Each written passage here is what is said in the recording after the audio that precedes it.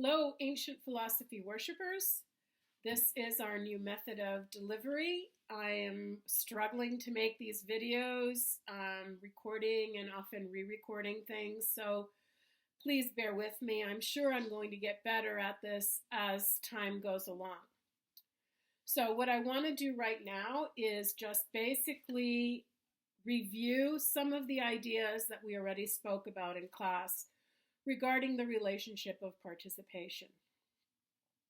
And with regard to that relation of participation, there are three elements, as we've talked about. First, we have the forms. They are immutable, incorporeal, and divine. They cannot be known through the senses, but only through the mind. We then have the individual persons and objects of ordinary experience. These are designated by proper names and definite descriptions. So they are the actual things in the physical world. Thirdly, very importantly, we have the immanent characters or properties of these individuals designated by adjectives, abstract nouns, and common nouns. And then those very same words name the forms. And although these immanent characters are closely connected to the forms, they are ontologically distinct. What do we mean by that? They belong to fundamentally two different realms, because the forms are themselves immutable, and they are the actual fundamental cause or reason for the sensible particular having the character that it does. The sensible particular exists only in virtue of the form, but not vice versa. The theory of participation asserts the following. For any character F, so that is, namely, any quality that a thing has, F, of an individual X, there exists a homonymous form phi, and X is F, that is, has the character of F, if and only if it participates in phi. So, participation, this is very important, is a one-way relation of ontological dependence between temporal things and eternal forms. So what do we mean by this? We mean that nothing can exist in space and time with a definite character F if there did not exist a corresponding phi. The forms are not dependent on the sensible particulars. They would exist even if the sensible particulars did not exist. However, the sensible particulars cannot have the character that they do have if there weren't the forms. So that character that the sensible particular has is dependent upon the form itself. At this point, I'd like to stress that there is a difference between the definite character F that a thing has, the property that is named by F, and the form phi. There's going to be many sensible particulars, potentially an infinite number of sensible particulars that have that character F. And they have that character F in virtue of that participation in the form phi. There is only one form phi and many sensible particulars with the character F that participate in that form. It is that one single form that explains why X has the character F. Given what we've just said about the theory of participation, we should look once again to see why Socrates tells us that the theories that he had as a young man were inadequate. We see this first at 96e. We already talked about this in class before, but he tells us this. Then further consider this. I thought my opinion was satisfactory, that when a large man stood by a small one, he was taller by a head, and so a horse was taller than a horse. Even clearer than this, I thought that 10 was more than 8, because 2 had been added, and that a 2-cubit length is larger than a cubit because it surpasses it by half a length. So now we need to see why it is that he feels that this theory is inadequate, and how is it that his own theory of forms is going to make up for these deficiencies. We see why he says that they're deficient, this theory is deficient, when he says at 101b, 101a, 101b, and he tells us, if you said that someone is bigger or smaller by a head, part of the problem is, first, because the bigger is bigger and the smaller is smaller by the same, then because the bigger is bigger by a head, which is small, and this would be strange, namely that someone is made bigger by something small. So one way we can talk about this is that it is the same head that makes things both taller and smaller, and not only that, but the head is small, and then the things are made big by something small. But we can think about it this way. The same idea in this case, the same reason, produces opposite effects. And so this reason cannot be an adequate one. It can't be what gives us an explanation for something being the way it is. Because again, this one thing produces different effects. We have another discussion as well when he says that the adding of one thing to another is not an adequate explanation for two-ness. Why? Because a different process, the division of the one, also results in two. So here you have two distinct and opposite processes that result in the same effect. So these processes cannot be adequate idea for the number 2. So in the first case, you have a single thing producing opposite effects. And in the second case, you have two distinct processes or opposite processes producing a single effect. And in both cases, he thinks that this explanation is not going to be an adequate one. Now note how his own theory is going to solve these problems. There is, when we talk about this particular this particular x being f, an x that has the character f, it is because it participates in phi. There is only one phi that is the reason for x having the character f, and this one phi only produces the character f. So there you see how he thinks that his own theory is going to have virtues that the other theories that he had when he was a young man do not have. Interestingly enough, the theory of forms has other virtues as well. What are these virtues? They're discussed by Socrates at 103e. Here he tells us, it is true then about some of these things that not only the form itself deserves its own name for all time, but there is something else that is not the form, but has its character whenever it exists. Perhaps I can make my meaning clearer. The odd must always be given this name we now mention. Is that not so? Certainly. Well, he goes on to talk about the odd. The point here is going to be that if we know that something participates in the form of threeness, it is also going to participate in the form of the odd. So in other words, we know that a form can entail other forms, such that if we know that a sensible object participates in a particular form, it will also participate in the forms that are entailed by the first form that we were talking about that the object participated in.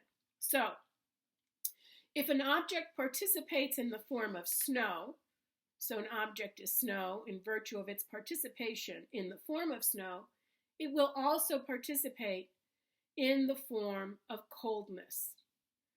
Similarly, if an object participates in the number 3, it will also participate in the form of oddness. Now, each form is eternal. It does not change. It is the sensible particulars, right, that can can participate or fail to participate or stop participating in a particular form. So the sensible particulars change, but the forms do not change. And those entailments, those logical entailments that are present in relation to, with regard to the forms are always the same. So 3, the form of 3 will always entail oddness. The form of 2 will always entail evenness, and the form of snow will always entail coldness. When the snow melts, the form of snow and of coldness is what departs from the sensible particular in some way or another. What we just talked about are what are often called the clever idea. And these clever idea are going to allow us to have some kind of a priori knowledge of the sensible particulars. So if we know, for instance, that a sensible particular is snow or has the character of snow, then we also will know that it has the character of the cold. Now we can put this in very technical terms in this way. X is F. So X, let's say, we can say X is odd because being G, being 3, let's say, it must participate in alpha. So alpha would be the form of 3. And since the form of 3 entails phi, namely the form of the odd, we know that anything that participates in the form of 3 will also participate in the form of the odd. Okay, so X must also participate in phi, and hence X must be F. If we can put it this way again, X is F, X is cold, so let's say F is coldness. Because being G, being snow, it must participate in alpha. Let's say that is the form of snow. And since the form of snow entails phi, namely the form of coldness, we also know that X must participate in phi, namely the form of coldness, and then X must be cold.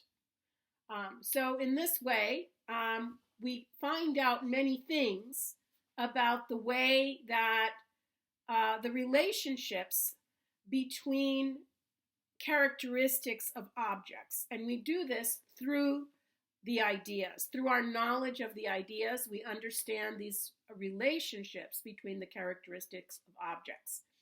So the theory of forms then has a great many virtues. Now, there's another thing that's going to be very important in regard to what's going on here in the Phaedo.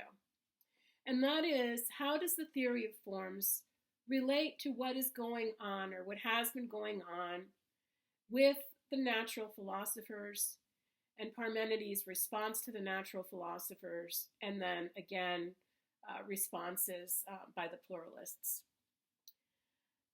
This is going to have to do with the issue of change and how it is that Socrates is going to try to accommodate some of the insights of Parmenides, while at the same time accounting for the change of the sensible particulars. Again, this is going to be at 102e. And then here Socrates tells us, "My purpose is that you may agree with me.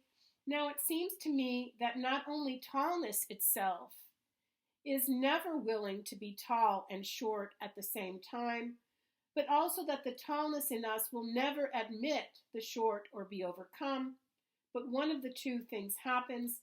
Either it flees and retreats whenever its opposite, the short, approaches, or it is destroyed by its approach. It is not willing to endure and admit shortness and be other than it was, whereas I admit and endure shortness and still remain the same person and am this short man. But tallness, being tall, cannot venture to be small.